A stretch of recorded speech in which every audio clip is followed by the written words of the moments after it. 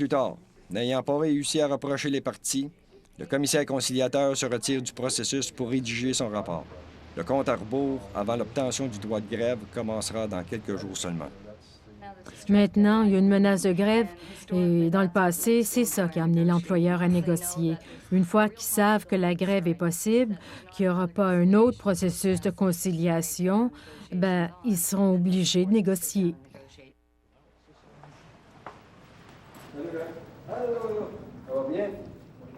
Deux jours plus tard, Lafleur fait allusion à un changement de position important. Une percée possible. On se rapproche, on se rapproche. On a pas d'affaires. Les négociations progressent. Lafleur se dit prêt à permettre aux syndicats de soumettre à l'arbitrage les changements aux règles de travail proposées.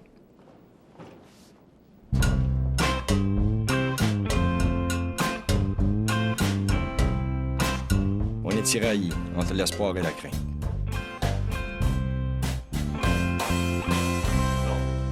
Alors, pour la première fois depuis avril, ils acceptent de laisser tomber leur droit unilatéral de décider quand ils peuvent proposer des changements. Notre avocat, Gaston Nadeau, a de l'espoir. Quand on a vécu 8 rondes de négociations comme lui, on peut sentir quand ça commence à débloquer. Ouais. À mon avis, ben oui, c'est un progrès. Discussion sérieuse. Là, on va dire, l'employeur semble, en tout cas, on va dire, semble un petit peu plus sérieux, suffisamment pour relancer des contre-propositions, pour éventuellement, possiblement aussi, arriver à une entente. Probablement, à ce soir, m'envoyer un signe subliminal. Pas par écrit. Ouais.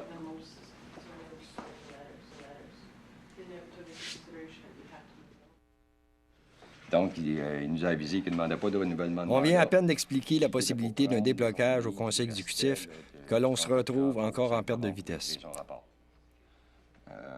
Le ministre du Travail tente de retarder le début du compte à rebours avant la grève.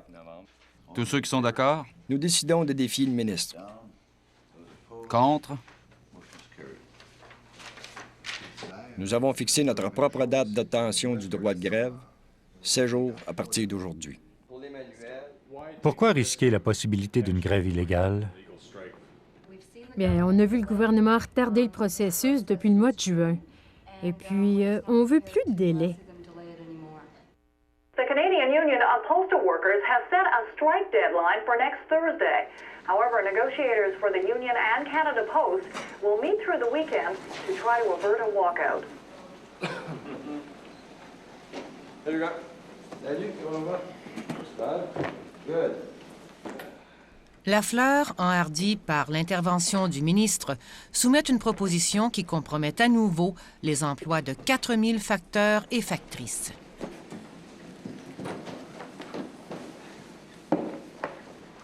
Non, mais là, Chris, il sait qu'on est à 5 jours de la grève. Il est au courant du problème. Il nous amène ça avec un gros sourire. Gaston, il comprend pas? Oh, il comprend très bien. Arbour est prêt à se retirer des négociations. Une approche possible, c'est de lui dire ça n'a pas de bon sens, c'est de la bullshit. J'ai une réunion du conseil demain matin. Je vais leur dire qu'encore une fois, on s'en va nulle part. Si vous avez mieux à offrir avant demain matin à 10 h, je serai disponible. C'est un bon moyen. Ouais, puis on ferme tout. Plus de rencontres. Toutes les discussions, là, c'est fini. OK? Ça vous va? Et on quitte la table à cause des 4000 emplois en jeu.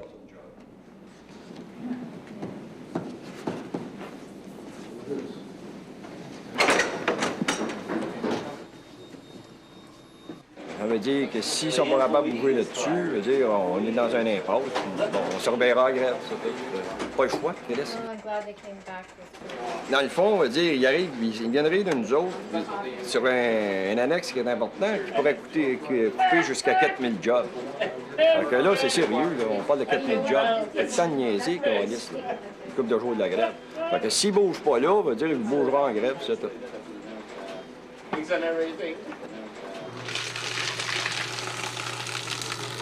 Harbour dit au président du syndicat, Darrell Tingley, qu'on semble se diriger vers une grève. C'est fini. Ouais, c'est fini. Ils ont jusqu'à 9 h demain matin pour revenir avec une meilleure proposition qui se rapproche davantage de la position du syndicat. Puis s'ils le font pas, fini les discussions. S'ils nous appellent pas, on les verra sur la ligne de piquetage.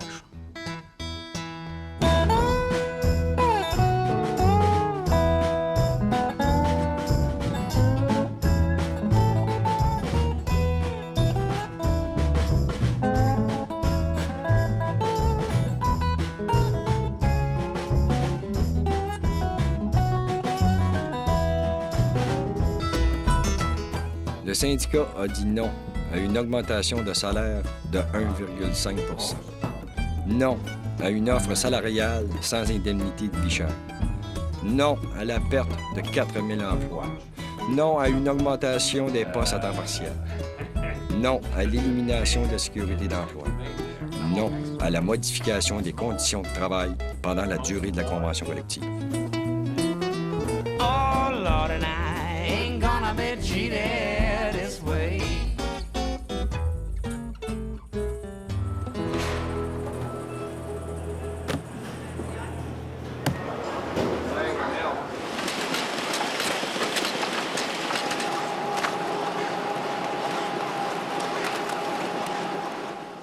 Ouais, Gaston, t'es encore couché? Réveille-toi, Chris. Ouais, le rapport est rentré. 3 jours après avoir fixé notre propre date de grève, le ministre du Travail annonce que le rapport du commissaire conciliateur sera bientôt rendu public. La stratégie a fonctionné. Hey, bravo!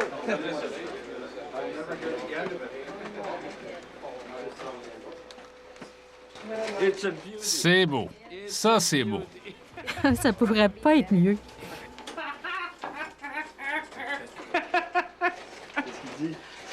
Il s'agit véritablement d'un cas pour lequel je suis d'avis que les négociations avanceront d'un pas rapide si les parties savent qu'elles auront à subir le rapport de force ultime, soit le déclenchement d'une grève ou d'un encart. L'éventuel exercice responsable de ces droits va placer une échéance réelle qui aura l'avantage d'accélérer les échanges et la conclusion d'une convention collective. Bon. Le rapport confirme ce que le syndicat affirmait depuis 8 mois.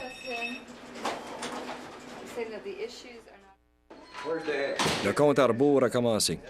Il ne reste que 16 jours avant une grève légale ou un lock-out.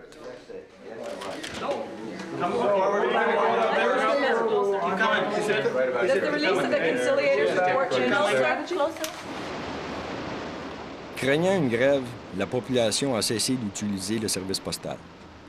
Les pertes quotidiennes atteignent 10 millions de dollars. Néanmoins, le syndicat ne renonce pas à sa propre date de grève. Il ne reste plus que 3 jours. C'est un Raymond Poirier exaspéré qui confirme l'efficacité de la stratégie syndicale. C'est important pour nous parce que chaque jour, on perd de nombreux clients et il est urgent qu'on règle le conflit. Le fait qu'on ne soit pas en grève, pour nous, c'est le même effet. La menace de grève, c'est le même effet. La journée a été bonne pour le syndicat. Post Canada est acculé au mur. Et la menace de grève ne donne pas au gouvernement le prétexte d'intervenir en adoptant une loi de retour au travail. N'oubliez pas, c'est nous autres qui mènent. On est en grève, ça leur coûte plus cher que si on ne l'était pas. Ils doivent nous payer à rien faire. C'est excellent. Mais faut pas vendre la peau de l'ours avant de l'avoir tué, tu sais.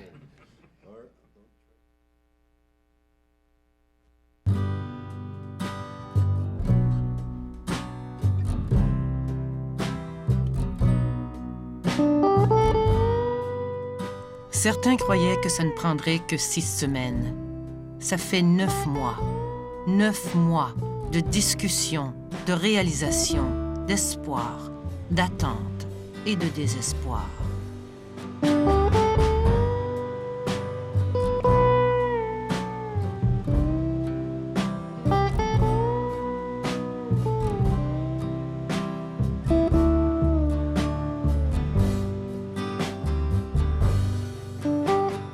C'est comme mettre son uniforme pour la dernière partie. Le syndicat retourne à la table avec une nouvelle offre. Mettre l'uniforme et courir entre les lignes blanches. Elle permettra à Poste Canada de réaliser des profits sans augmenter les tarifs.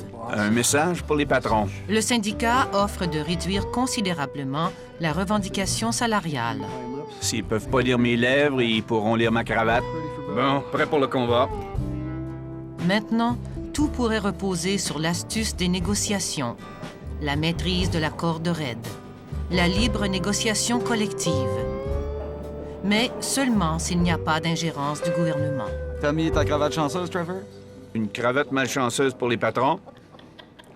On n'a pas besoin de chance. On a 45 000 troupes qui nous appuient.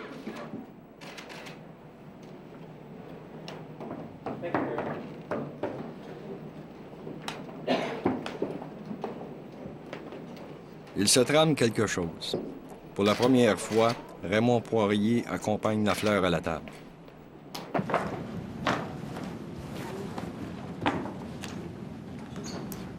Dans le monde claustrophobique de la négociation, où chaque geste est analysé, celui-là est significatif.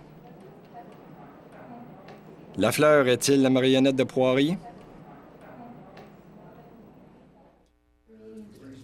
17 heures.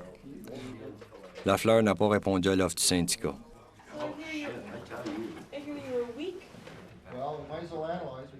On apprend que Poste Canada a prévu une conférence de presse.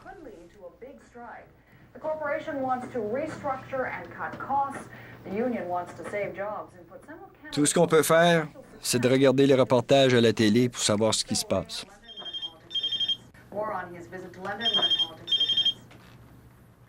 Lafleur tente de rejoindre Harbour. Peux-tu voir d'où vient l'appel? On devrait-tu répondre Joe Pizza? Pizza, pizza! Harbour ne répondra pas. Ah ouais, sers-toi de la boîte vocale. Là, c'est décœurant, c'est de me parler en premier. C'est sûr, parce que il sait que les médias vont lui demander s'il a dit ça au syndicat. Si Harbour répond, Poste Canada pourra prétendre qu'elle ne négocie pas dans les médias, que le syndicat a été informé de sa décision avant la conférence de presse. Ouais, il y a un message. Harbour récupère le message. Lafleur est dans l'hôtel, il ne savait pas qu'il y avait une conférence de presse. La voix est haletante, frénétique. Bullshit, ça se peut pas qu'il sache pas. Coup de théâtre. Un raz-de-marée emporte Lafleur. Lafleur dit qu'il ne sait pas ce qui se passe. Il dit qu'il ne contrôle plus rien. Il dit qu'il ne sait même pas s'il est encore le négociateur en chef. On vient de le balancer par-dessus bord. Oui, Jean. Qu'est-ce qui arrive? Les journalistes sur le dos, comme quoi vous faites une conférence de presse. And we expect to be able to give you word on what Canada Post is saying about today's discussions as soon as we get that information, hopefully sometime in the next couple of minutes. Court, the Canada Post described the union's offer as totally outrageous, said it was nothing more than a repeat of the union's previous expensive shopping list that would drive up the cost of stamps by 20 cents. Or, cette liste représente une augmentation des coûts d'environ 400 millions de dollars pour Poste Canada. Poirier semble avoir pris le gouvernail. Il nous faudrait augmenter le prix du timbre de 20 sous.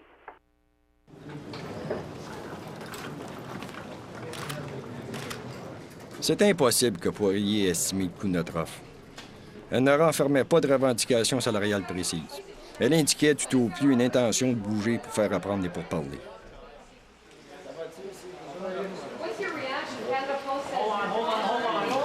Non, c'est absolument faux. Il y a une culture de malhonnêteté. C'est clair, on ne peut pas arriver à d'autres conclusions. La société cherche, je veux dire, à nous provoquer puis à nous sortir en grève.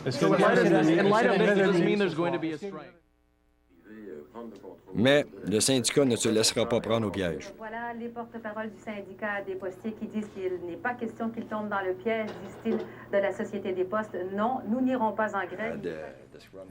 Au point de presse ce soir au bureau, le même gars me dit « J'ai entendu dire que vous allez pas faire la grève, là. » Mais un ralentissement, c'est comme une grève. Allez-vous dire à vos membres de ralentir le courrier? J'ai dit, quel courrier? Là, il comprend. C'est pour ça qu'on veut pas réagir aux provocations de la société. Il commence à comprendre le concept. Poste Canada souffre financièrement. Le syndicat a le moyen de pression nécessaire pour inciter l'employeur à négocier.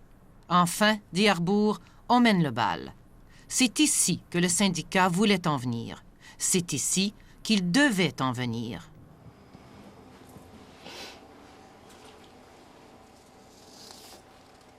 Ah, hey, on dirait Bambi, hypnotisé par des phares d'auto.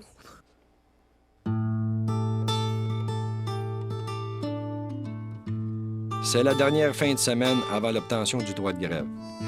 La paralysie totale. Poste Canada refuse d'expliquer son estimation des coûts. On aimerait savoir en quoi consistent les 400 millions que vous dites que notre proposition va coûter. Parce que c'est même pas proche de ces chiffres-là.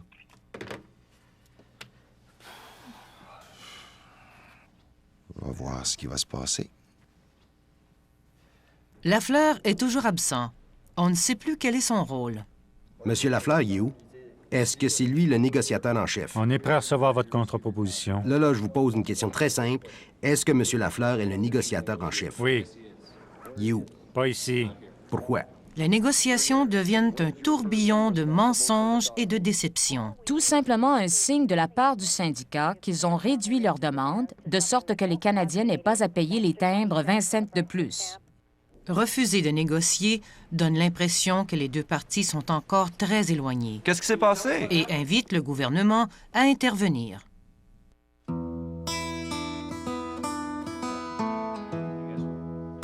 La fin de semaine a été remplie de tournants, de revirements, d'impasses.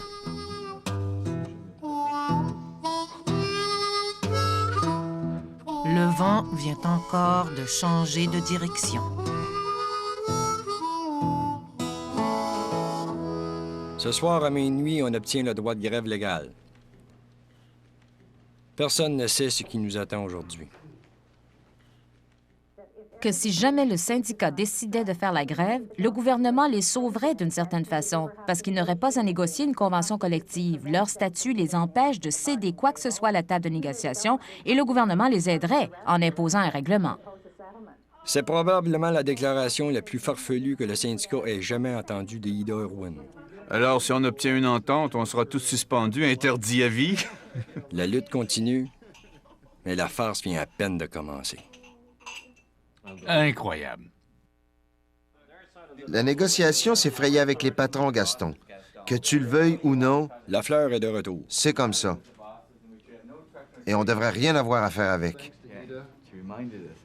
Il propose des discussions exploratoires sur les questions litigieuses, telles la sécurité d'emploi, les salaires, les effectifs et les règles de travail des facteurs effectrices. Au moins, la grande finale approche. Et vous savez ce que Mozart disait des grandes finales? C'est pas fini avant que ça soit fini. Qui a composé la symphonie inachevée? C'était pas Mozart? Qui c'était? Schubert. Eh bien, c'est ça que Schubert a dit. C'est jamais fini, point. Je préfère ce que Babe Ruth a dit. Babe Ruth, c'était Yogi Berra. C'était pas fini tant que c'est pas fini. C'était pas Yogi? Je pense que c'était Yogi Berra. Ah, c'était peut-être Yogi Berra, mais je pensais que c'était Babe Ruth. Si le maire est chez Yogi. Ma préférée, c'était « C'est du déjà vu, encore une fois. »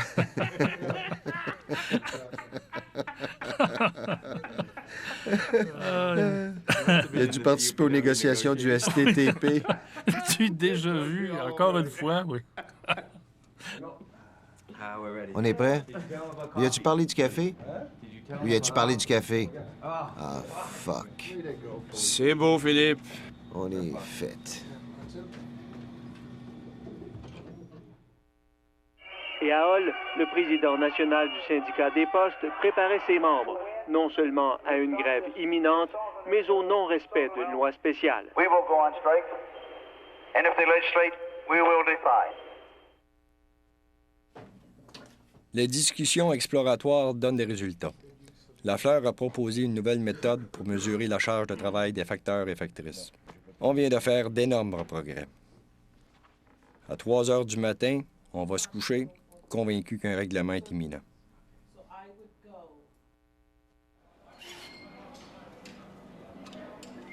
La date d'obtention du droit de grève est passée.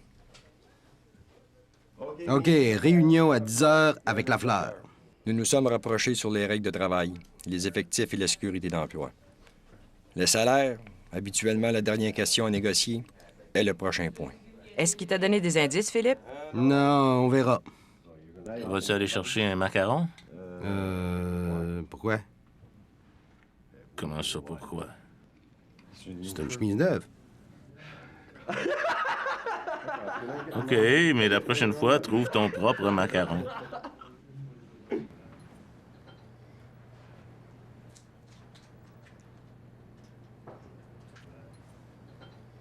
Tard dans l'après-midi. On n'a pas eu de nouvelles de Lafleur depuis plusieurs heures. La spéculation est que Poirier vient de s'interposer, craignant que les partis sont trop près d'un règlement. Là, c'est Lafleur qui, encore une fois, probablement est allé plus loin que... Ou c'est Poirier qui reprend du poids de la bête. Comme le docteur l'appellera là, il ne doit plus être disponible là, il doit être sur le téléphone à quelque part. Il me semble que ça a été clair hier matin quand on a commencé. C'est clair, certain, c'est c'est clair, quoi.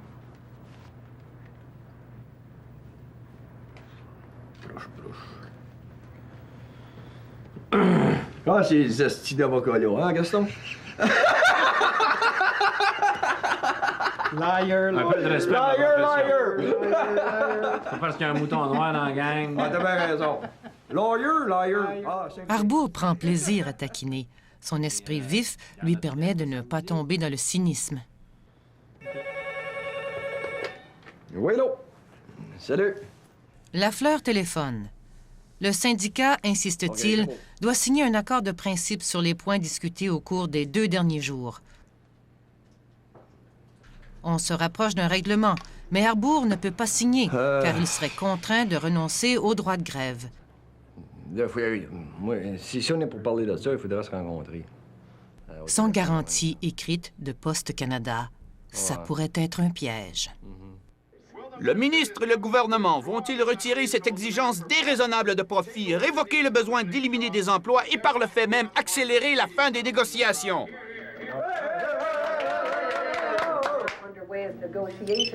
But the union says the two sides are still very much at the exploratory stage of their discussions. Oui. Dans 5 minutes? 1 heure plus tard, ça marche. Lafleur à nouveau.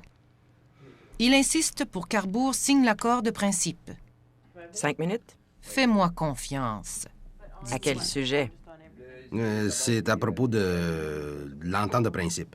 Je peux pas signer ça. Tu signes ça, Philippe, et les manchettes vont lire Philippe Arbour, floating in the harbor.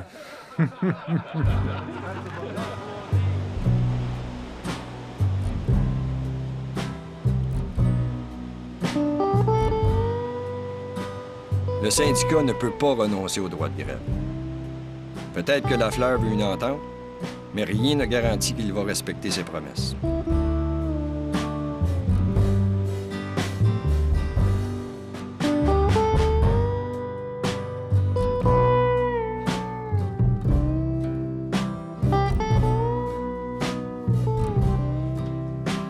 Lafleur est catégorique. Il n'y aura pas d'entente sans l'accord de principe. Là, j'ai dit, écoute, c'est un chèque en blanc. Tabarnak. On sait même pas si on va s'entendre sur le texte. Fait que j'ai dit pas question. Arbour a plutôt proposé un moratoire sur les grèves et lock-out. 1 semaine.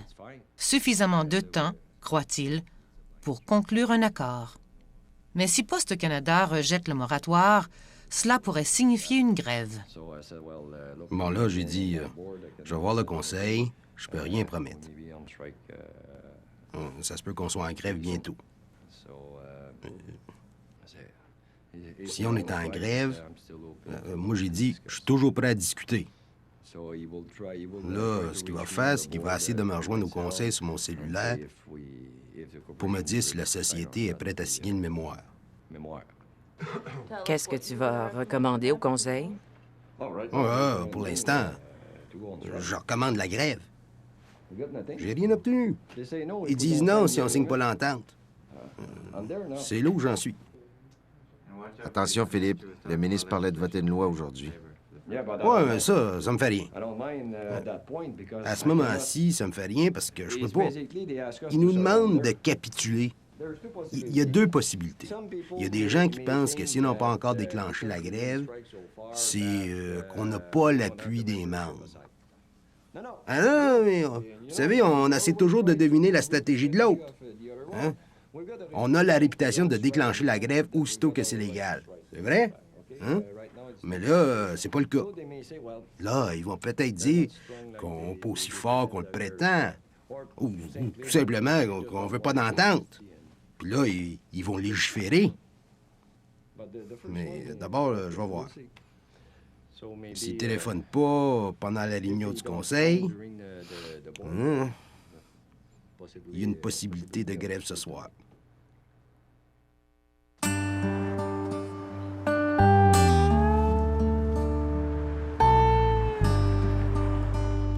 Lafleur ne téléphone pas à Harbour. Peu après 9 heures, c'est Harbour qui lui téléphone. Ben alors, écoute, Chris, c'est toi, un moment donné, qui me disait, veut dire, pas plus tard que 6h, 8h, rendu à 9h10. Tu le sais, je te l'ai dit, moi, que les positions étaient pour ça durcir. Écoute, grève, pas grève, là, on continue à discuter demain matin? Lafleur n'a pas de réponse au moratoire. Ah, moi, oui. C'est pas parce qu'on est en grève, Chris, on se parle plus, là. Ça marche. Harbour dit au conseil exécutif que le moratoire est peu probable, mais que les discussions se poursuivront demain. Pendant ce temps, à l'hôtel, les négociateurs de Poste Canada se laissent aller. C'est la fête. Guitare, alcool, un mélange harmonieux, enivrant. Peu avant minuit, le syndicat convoque une conférence de presse. Nous annoncerons qu'il n'y aura pas de grève ce soir et que les pourparlers doivent se poursuivre demain. Ça a été transmis. Peux-tu en laisser une copie dans mon courrier électronique? Mais ce sont les journalistes qui ont des nouvelles. Je te laisserai savoir ce que le syndicat a dit aussitôt que je saurai. Raymond Poirier vient d'émettre un communiqué aux médias. Les négociations sont rompues. Monsieur Tingley, comment expliquez-vous qu'ils ont émis un communiqué il y a une demi-heure sur Canada Newswire disant qu'ils sont prêts à faire un lock-out et que les négociations sont rompues? Écoutez, les négociateurs en chef se sont parlé il y a une heure et ont décidé de se réunir demain matin pour des négociations officielles en vue d'obtenir une convention collective. Est-ce que vous me comprenez? Alors, vous niez que vous demandez 10 sur 2 ans? C'est pas vrai, ça? Écoutez, on ne négocie pas dans les médias. Les donneurs d'images ont déjà dit que c'était 400 millions la semaine passée. Maintenant, ils disent 10 et demain matin, ce sera peut-être 15 qu'on demande. Tingley se trompe. Les négociations feront les manchettes demain, mais ce ne sera pas en raison de la revendication salariale. L'intervention de Poirier laisse Harbour sans réponse. Il n'arrive pas à rejoindre Lafleur au téléphone. Il retourne à l'hôtel.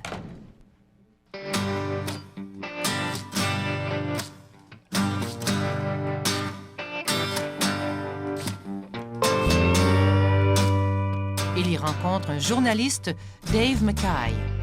Ensemble, ils cherchent Lafleur dans l'hôtel. Ils trouvent les marques de la célébration à l'étage occupé par Poste Canada. De toute évidence, on a fait effort. Mackay interview Harbour. So, Philip, what's going on? I don't know.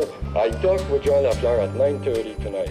I heard from you media guys that during our break, I tried to phone them. It's impossible to get in touch. And now there's a big party. Look, all the drink and... Lafleur entre en trombe. That's real talk. Arrête, hey, what's that? What's that? Hey,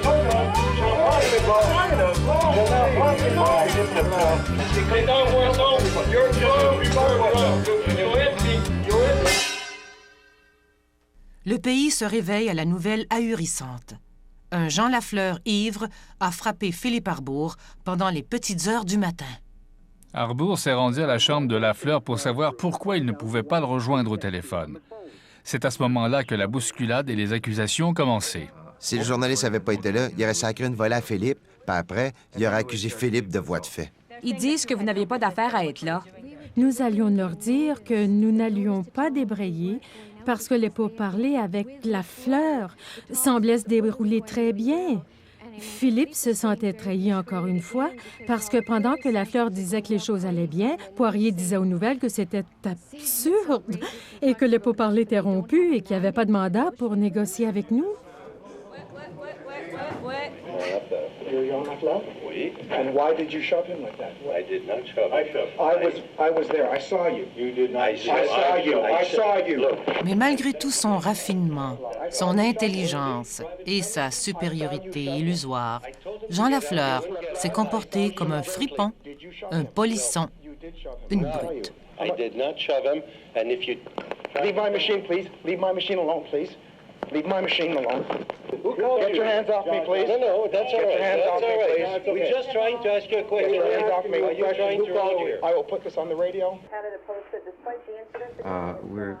On a reçu des rapports de journalistes qui nous disaient que vous êtes prêts à négocier. Des rapports précédents nous disaient le contraire. Bickerton a rejoint Lafleur. Vous pourriez dire à vos gens de communiquer avec nous avant de parler aux médias. Ça fait plusieurs fois que ça arrive, Jean. Ida Irwin, puis maintenant Raymond Poirier, se retrouvent sous le regard insistant des médias. There was agreement that they would talk and then see what's the next step. Your spokesperson told everyone last night talks were off. Vous avez dit à tout le monde hier soir que les négociations étaient rompues. J'ai, mais ça n'a pas empêché vos gens d'émettre un communiqué disant que les négociations étaient rompues, Jean. Vérifie ta propre déclaration. C'est sur papier, on émet un communiqué de presse. Arbour s'est fait agresser. Un journaliste s'est presque fait arracher son magnétophone. Néanmoins, l'incident favorise la stratégie patronale. Hey, il faut faire passer le message qu'on était proche d'une entente sur 3 des 4 points en litige. Puis on pensait qu'on entreprenait des négociations officielles aujourd'hui. Parce que maintenant, ils vont se servir de cette histoire pour dire qu'on était incapable de s'entendre. On s'est fait passer un sapin. Et puis, il faut s'en sortir, bon.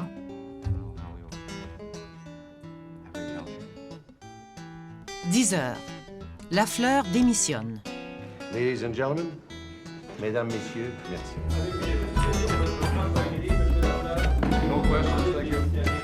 Il dit qu'il voulait savoir si votre réunion de ce matin aurait lieu. Pourquoi lui avez-vous dit qu'il y aurait une rencontre alors que la Société canadienne des postes avait changé d'idée? Qui est le vrai négociateur? Est-ce vous ou M. Poirier? Est-ce que vous jouiez un jeu?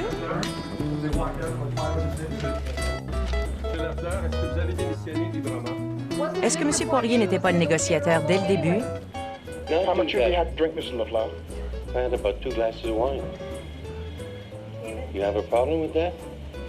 I don't have a problem with it, Mr. Lafleur. Thank you. Good night.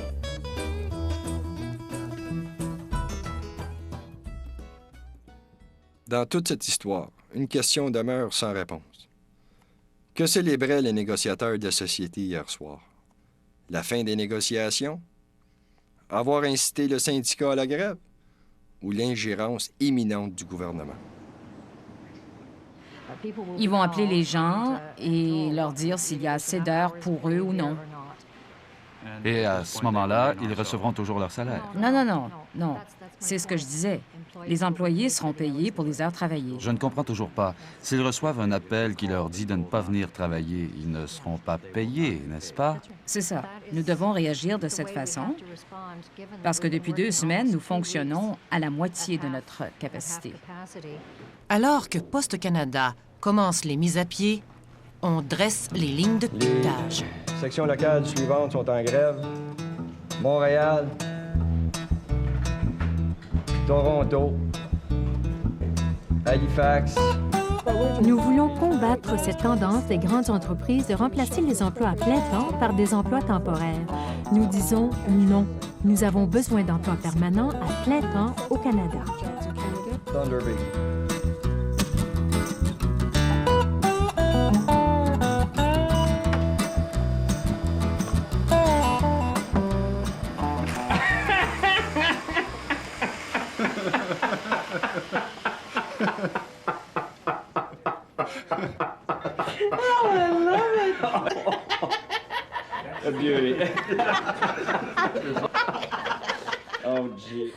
Pensez-vous avoir une assez bonne relation avec M. Harbour vous a déjà traité de tueur d'entente? Raymond Poirier a remplacé Lafleur. Quand j'ai dit que je ne pouvais pas continuer à négocier parce que leur demande était absurde, et évidemment, ils ont dit que j'avais tué l'entente. Croyez-moi, il n'y avait pas d'entente. S'il y a une entente en fin de semaine, soyez assurés que je serai prêt à signer. Nous avons des raisons de douter des motifs de Poirier. Poirier est intervenu à 3 reprises. Chaque fois, il a fait dérailler les négociations. C'est comme s'il agissait sous les ordres du gouvernement, résolu à imposer des reculs de 200 millions de dollars. Un taux de rendement qui attirera les investisseurs si le gouvernement décide de donner suite à la privatisation. Harbour sait que commettre une erreur maintenant pourrait accélérer l'intervention gouvernementale. La stratégie est de parler. Le dialogue permettra aux syndicats de continuer à faire valoir ses positions. Parler, encore parler, toujours parler.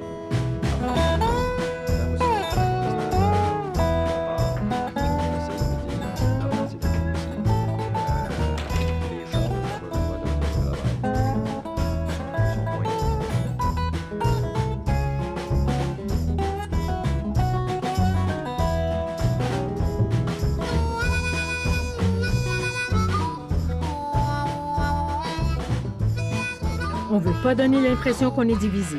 Je disais aux médias qu'un océan nous séparait, maintenant c'est plutôt un lac. Je veux pas nous amener à la rivière avant qu'on y soit arrivé. Non, c'est pas la rivière.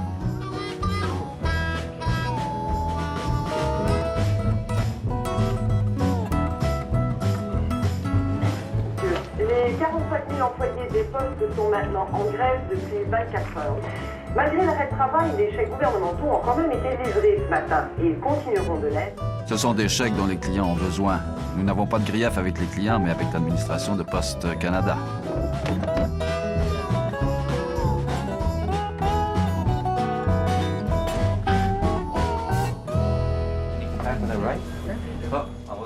Poste Canada a embauché des gardes de sécurité. Pour protéger qui? On se la demande. Ferme-la pas.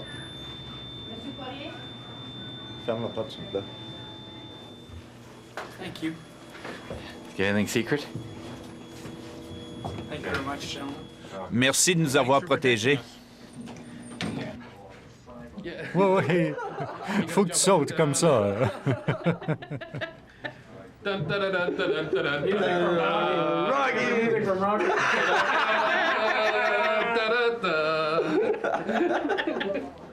Ouais, Rocky a perdu son premier combat. On veut un match de revanche. Ramenez la fleur. Il a triché, pas vrai?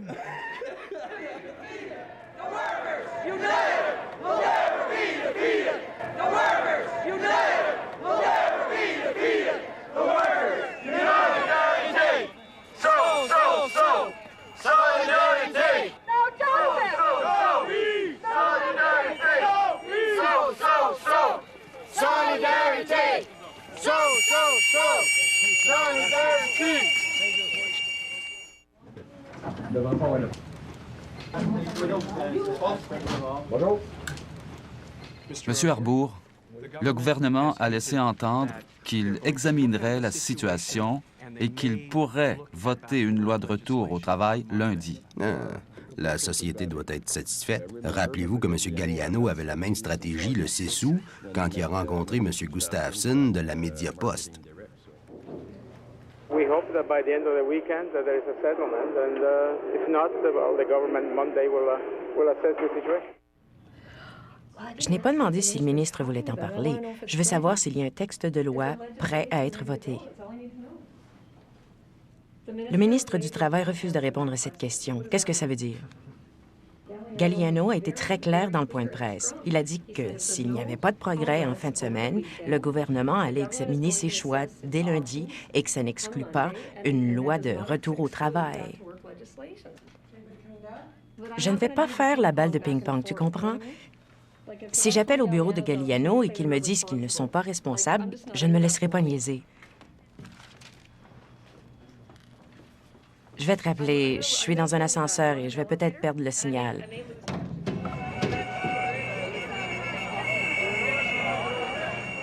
Il n'est pas question d'allonger la journée d'un facteur d'1 seconde ni la charge de travail d'1 seule once. Bullshit! Pas une seconde. Des mensonges, pas d'autre chose que des mensonges. Ni la charge de travail d'1 seule once. J'aimerais ça la voir quitter son siège coussiné et faire la route d'un facteur. Je suis passée de 570 à 1013 points de remise. Nous voulons travailler de façon plus intelligente. Je peux pas faire tout ça. Personne peut le faire. On n'est pas des animaux.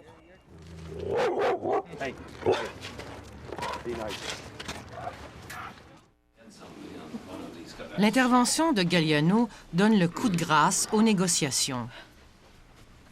D'un air invincible, Poirier choisit ce moment pour renier l'engagement pris par Lafleur au début du mois de novembre. Lafleur avait dit qu'il permettrait aux arbitres de trancher les questions liées au changement des règles de travail pendant la durée de la convention collective. C'était la percée qui avait fait avancer les pourparlers.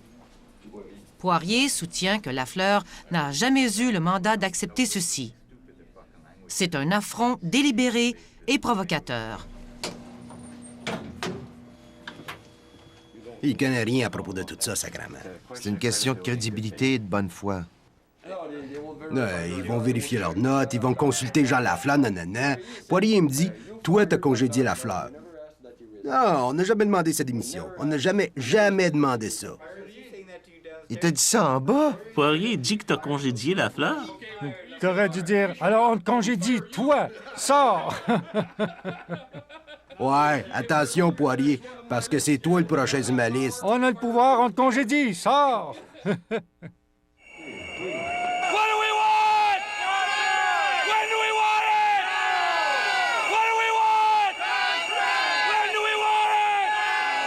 La sécurité d'emploi, mon ami, la sécurité d'emploi. Je suis un employé temporaire. J'ai une hypothèque, j'ai une famille. Faut que je travaille à plein temps, j'ai une famille à nourrir.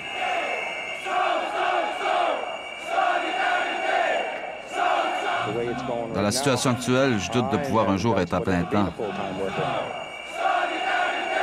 J'aimerais un peu de sécurité. Aujourd'hui, je sais jamais si j'aurai un emploi d'un jour à l'autre.